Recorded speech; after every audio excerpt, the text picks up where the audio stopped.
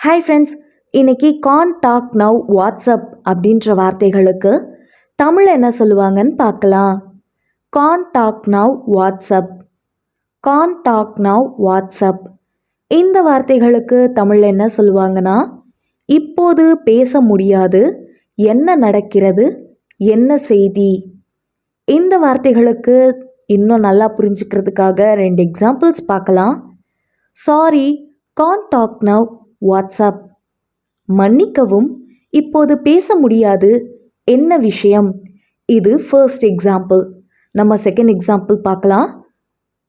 Contact now WhatsApp with you.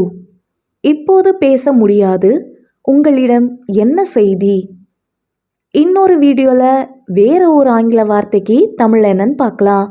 அது வரைக்கும் bye bye.